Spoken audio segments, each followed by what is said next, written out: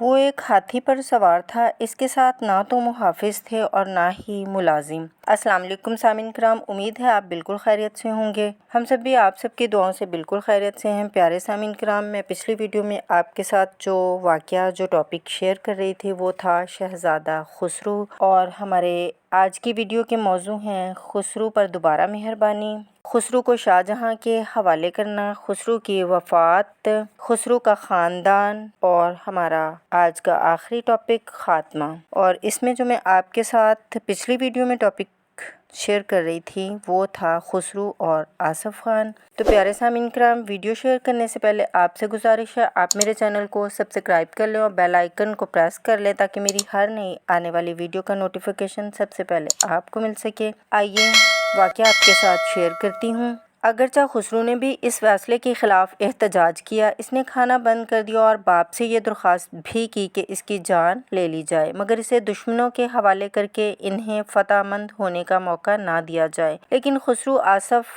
خان کے قبضے میں رہا۔ شاہ جہاں گیر نے جلد ہی اس غلطی کو محسوس کر لیا کہ اسے خسرو کو آصف خان کے حوالے نہیں کرنا چاہیے تھا، اس وجہ سے اس نے لوگوں کے سامنے خسرو کے ساتھ بہتر سلوک کرنا شروع کر دیا تاکہ لوگوں کو یہ احساس ہو جائے کہ اس کی زندگی کسی خطرے میں نہیں ہے۔ بادشاہ کے اس بہتر رویے کی وجہ سے لوگوں کو یہ امید ہو گئی کہ شہزادہ کو جلد ہی رہا کر دیا جائے گا۔ عام لوگوں کو اس بات کا یقین ہو گیا تھا کہ بادشاہ اس کو اپنا جانشین بنانا چاہتا ہے۔ ایک افواہ یہ بھی تھی کہ سلطان خسرو نور محل کی لڑکی سے شادی کرنے والا ہے اور اس کے بعد اسے آزاد کر دیا جائے گا اور دربار کی تمام جماعتیں اس کا ساتھ دیں گی۔ ایک انگریز تاریخ دان ٹامس رو نے سن 1616 میں اس سے بات کی۔ وہ لکھتا ہے، وہ ایک ہاتھی پر سوار تھا، اس کے ساتھ نہ تو محافظ تھے اور نہ ہی ملازم۔ اس کے ساتھ چلنے والوں نے مجھ سے خواہش ظاہر کی کہ میں انہیں شہزادہ کے ہاتھی کے لیے راستہ دوں، جو میں نے فوراً دے دیا اور رک کر اسے دیکھنے لگا۔ اس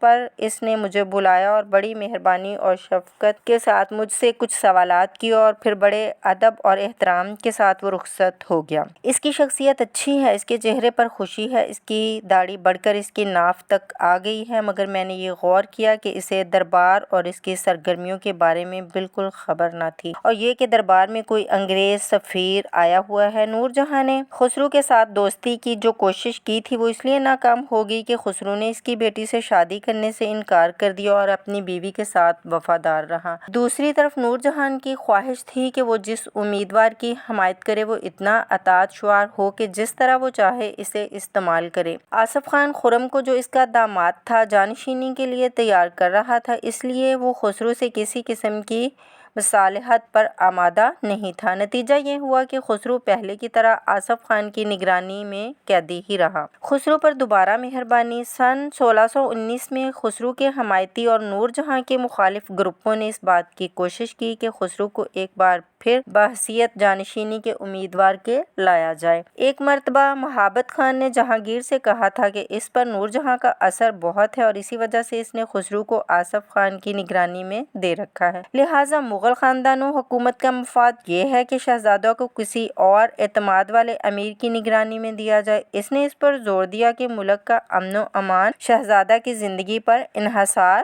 کرتا ہے۔ اس کی درخواست پر خسرو کو آزاد کر کے اسے خان جہان لودھی کے تحفظ میں دے دیا گیا اور اسے یہ اجازت بھی دی گئی کہ وہ کورنش بجا لانے کے لیے دربار میں آئے۔ اس مصنف کے مطابق یہ وہ موقع تھا کہ جب حکیم صدر رائے شہزادہ کی آنکھوں کا علاج کیا۔ خسرو کو آزاد کرنے کی دوسری وجہ مشہور ہندو جوگی جدروپ کی سفارش تھی، کیونکہ جہانگیر کو اس سے بڑی عقیدت تھی۔ جہانگیر سن 1619 میں اس سے متھرا کے مقام پر ملا۔ اس موقع پر عزیز خان کو اس سے علیحدگی میں ملا اور اس سے درخواست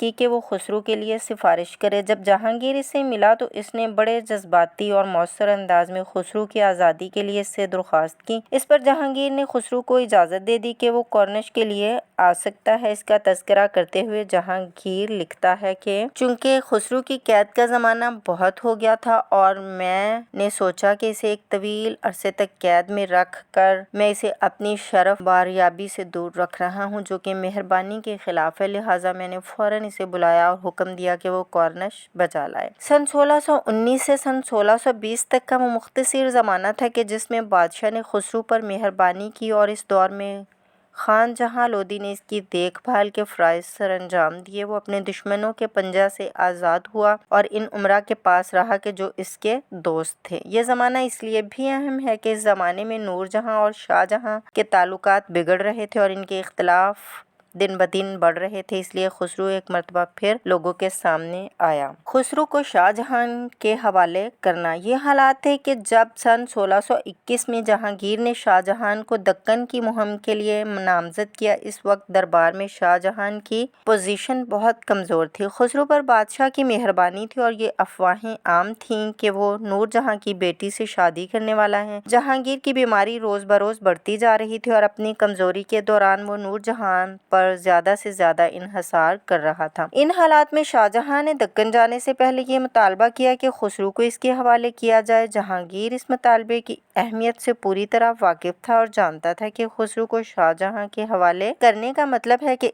اسے اس کے بدترین دشمن کے حوالے کیا جا رہا ہے، لیکن اس مرحلے پر وہ جسمانی اور ذہنی طور پر بہت کمزور ہو چکا تھا اور اس لائق نہیں تھا کہ کوئی فیصلہ کر سکے۔ نور جہاں مکمل طور پر اس پر حاوی اور اب خسرو اس کے لیے زیادہ اہمیت نہیں رکھتا تھا کیونکہ اس کا نیا امیدوار شہریار تھا۔ بینی پرساد نے صحیح لکھا ہے کہ نور جہاں نے جہانگیر کو اس بات پر آمادہ کیا کہ وہ خسرو کو شاہ جہاں کے حوالے کر دے کیونکہ اس صورت میں شاہ جہاں کی مقبولیت پر اثر پڑتا اور اس کا فائدہ اسے ہوتا۔ قزوینی نے لکھا ہے کہ دکن کی نامزدگی کے بعد شاہ جہاں دربار میں بادشاہ کے پاس آیا اور اس سے سوال کیا کہ خسرو کے متعلق کیا خیال ہے۔ بادشاہ نے جواب دیا، جو بھی تمہاری خواہش ہوگی میں اس کے ساتھ ہوں گا۔ اس پر شاہ جہاں نے کہا کہ خسرو اس وقت خواجہ ابو الحسن کی نگرانی میں ہے اور چونکہ خواجہ بھی اس کے ساتھ دکن کی مہم پر جا رہا ہے اس لیے وہ چاہتا ہے کہ خسرو کو بھی اپنے ساتھ لے جائے۔ بادشاہ نے تھوڑی دیر تک اس پر سوچا اور آخر میں فیصلہ دے دیا کہ وہ خسرو کو اپنے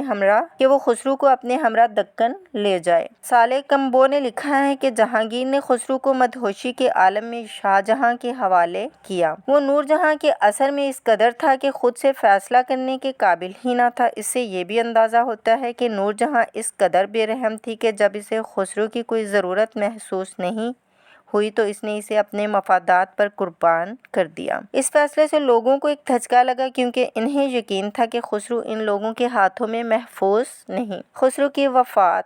دکن کی مہم کے دوران شاہ جہاں ہوشیار رہا اور وہاں سے دربار کی سرگرمیوں اور تمام سازشوں سے خود کو باہر رکھا۔ سن 1621 میں سے خبر ملی کہ بادشاہ سخت بیمار ہو گیا ہے، لہٰذا اس نے خود کو اسی پوزیشن میں پایا کہ نہ تو وہ بادشاہ کی مہربانی کو دوبارہ سے حاصل کر سکتا تھا اور نہ نور جہاں کے اثر کو ختم کر سکتا تھا۔ اس لیے اس کے سامنے اس کے سوا اور کوئی راستہ نہیں رہا کہ بغاوت کر دے۔ اس کا منصوبہ تھا کہ آگرہ پر اچانک جا کر حملہ کر کے اس پر قبضہ کیا جائے اور پھر اپنی قوت کو مستحکم کیا جائے۔ اس مرحلے پر اس نے یہ فیصلہ کیا کہ خسرو کو اپنے راستے سے ہٹا دیا جائے۔ چنانچہ دکن چھوڑتے وقت اس نے اپنے ملازم رضا خدمت پرست سے کہا کہ وہ خسرو کو قتل کر دے۔ چنانچہ اسے گلا گھونٹ کر مار ڈالا گیا۔ یہ بروز منگل 4 مارچ سن 1622 کو ہوا۔ دوسرے دن لوگوں کو مطمئن کرنے کے لیے اس کی تجہیز و تکفین بڑے اہتمام کے ساتھ عمل میں آئی اور اس کے جنازے کے ساتھ برہان پور کے تمام عمائدین قبرستان تک گئے۔ اسے بدھ کے روز عالم گنج میں دفن کیا گیا۔ شہزادہ کی بے وقت موت سے لوگوں کو سخت صدمہ ہوا اور اس کی ہمدردی میں ہر طرف ماتمی فضا چھا گئی۔ صالح لکھتا ہے کہ شہزادہ کی موت نے ہر مرد اور عورت کو رلا دیا اور جب تک اس کی قبر برہان پور میں رہی لوگ ہر جمعے کی رات کو اس قبر پر جمع ہو کر فاتحہ پڑھتے تھے۔ جب اس کا تابوت جہانگیر کے حکم سے برہان پور سے الہ آباد لے جایا گیا تو راستے میں جس مقام پر اس کا جنازہ ٹھہرا وہاں لوگوں نے اس کی یاد میں ایک علاقائی قبر بنا لی جہاں پر کے قرب و جوار کے لوگ جمعرات کو اکٹھے ہوتے اور عقیدت کے ساتھ عبادت کرتے۔ جہانگیر نے خسرو کی موت کی خبر کانگڑا میں سنی اور اس نے اپنی توثق میں اس کی موت کا مختصر ذکر کرتے ہوئے لکھا کہ وہ کولنج کے مرض میں مبتلا ہو کر مر گیا۔ اس کی تحریر سے اس کی موت پر کوئی تعصب کا اظہار نہیں ہوتا۔ بعد میں اس نے یہ حکم دیا کہ خسرو کو الہ آباد میں دفن کیا جائے۔ الہ آباد میں اس کی والدہ کے برابر دفن کیا گیا۔ پہلے یہ جگہ خلد آباد کہلاتی تھی اور بعد میں خسرو باغ کے نام سے مشہور ہوئی۔ خسرو کا خاندان خسرو کی شادی عزیز خان کو کی لڑکی سے ہوئی جس سے وہ بہت محبت کرتا تھا۔ اس کی دوسری شادی کے بارے میں ہمیں توزک جہانگیری کے حوالے سے پتہ چلتا ہے کہ جس میں کہا گیا ہے کہ خسرو کے ہاں ایک لڑکا مقیم کی لڑکی سے ہوا جو کہ فاضل رکابدار کا لڑکا تھا۔ اس کے علاوہ اس کی کسی اور بیوی کا کوئی ذکر نہیں، اس لیے ہم یہ کہہ سکتے ہیں کہ دوسرے مغل شہزادوں کی طرح اس نے نہ تو کئی شادیاں کی اور نہ کئی عورتوں کو اپنے حرم میں رکھا۔ پسماندگان میں اس نے 3 لڑکوں کو چھوڑا: بلند اختر جو کہ نوجوانی میں مر گیا، داور بخش اور گشاسپ جنہیں آصف خان نے شاہ جہاں کے حکم پر قتل کر دیا۔ ہمیں اس لڑکی کا حوالہ ملتا ہے جس کا نام ہوش مند بانو تھا اور جس کی دانیال کے لڑکے ہوشنگ سے شادی ہو گئی تھی۔ اسے بھی آصف خان نے دوسرے شہزادوں کے ساتھ قتل کر دیا تھا۔ اب پیارے سامعین کرام، ہماری آج کی ویڈیو کا آخری ٹاپک ہے خاتمہ۔ شہزادہ خسرو مغل تاریخ میں سب سے زیادہ مقبول شہزادہ رہا ہے۔ عوام الناس میں نہ صرف پسند کیا جاتا تھا بلکہ لوگ اس کے کردار اور شخصیت سے متاثر تھے۔ لوگوں کی اکثریت اسے اپنے حکمران کی حیثیت سے دیکھنا چاہتی تھی، مگر ماحول میں کہ جہاں سازشوں گٹھ جوڑ کے ذریعے مقاصد کو ایسے حاصل کیا جاتا ہو، سازش مکر و فریب کا راج ہو، وہاں نہ تو مقبولیت کام آتی ہے اور نہ ہی کردار کی خوبیاں۔ اسی لیے خسرو ناکام ہوا اور ایک بدقسمت شخص کی طرح موت سے ہمکنار ہوا۔ یقیناً سامعین کرام کو آج کا واقعہ بھی بہت پسند آیا ہوگا۔ آپ دوستوں کے ساتھ بھی شیئر کریں گے اور ایک لائک بھی دے دیجیے گا اور ہماری آئندہ آنے والی ویڈیو کا انتظار کیجیے گا۔ ملتے ہیں، دعاؤں میں یاد رکھیے گا۔ اللہ آپ سب کا نگہبان۔ اللہ حافظ۔